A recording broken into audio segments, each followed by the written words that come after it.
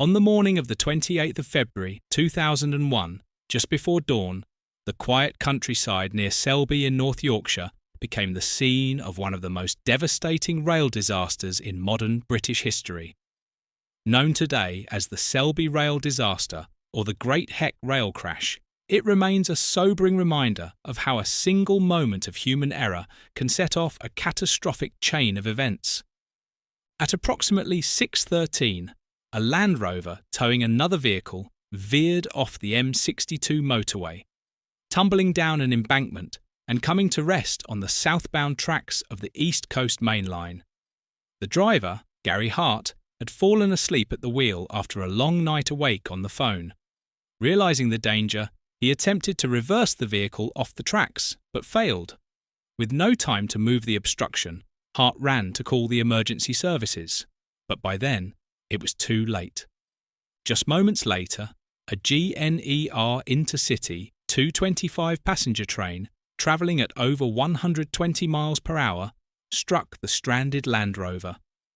The impact derailed the front carriages, throwing the train into the path of an oncoming freight service hauling coal at around 54 miles per hour. In an instant, the two trains collided head-on with a combined closing speed of nearly 142 miles per hour, making it one of the fastest and most violent collisions in British railway history. The consequences were devastating. 10 people lost their lives, including both train drivers, and 82 passengers were injured. The force of the crash destroyed rolling stock, scattered debris, and left rescuers facing an unimaginable scene of devastation. The subsequent investigation revealed that the railway itself was not to blame. The tracks, signals, and safety systems all operated as intended.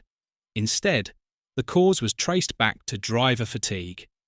Gary Hart, who had not slept properly the night before, was found guilty of causing death by dangerous driving and was sentenced to 5 years in prison with a further 5-year driving ban. While many sympathised with the tragedy he faced, the court concluded that the disaster was a direct result of his decision to drive while dangerously tired. In the wake of the crash, several lessons were learned. Engineers and investigators looked closely at train crashworthiness, how rolling stock can better withstand high-speed impacts.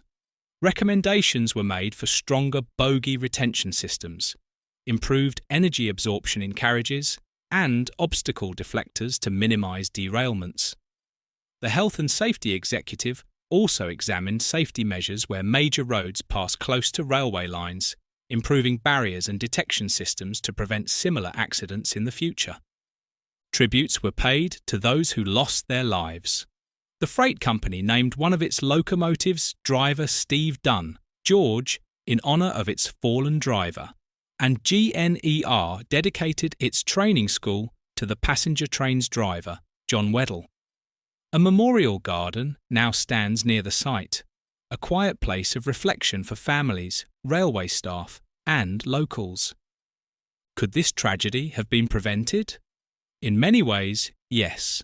Greater awareness of driver fatigue, stricter rest policies, and better motorway safety features might have avoided disaster.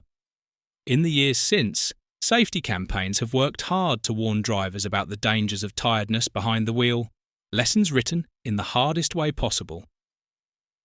The Selby Rail disaster is a haunting example of how quickly everyday events can spiral beyond control.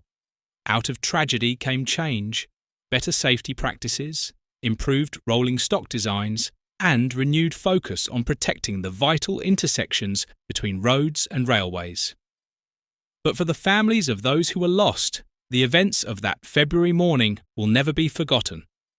If you found this video insightful, please like, share, and subscribe to our channel for more deep dives into railway history and the lessons it teaches us. Don't forget to click the notification bell so you never miss a story. Thank you for watching, and stay safe.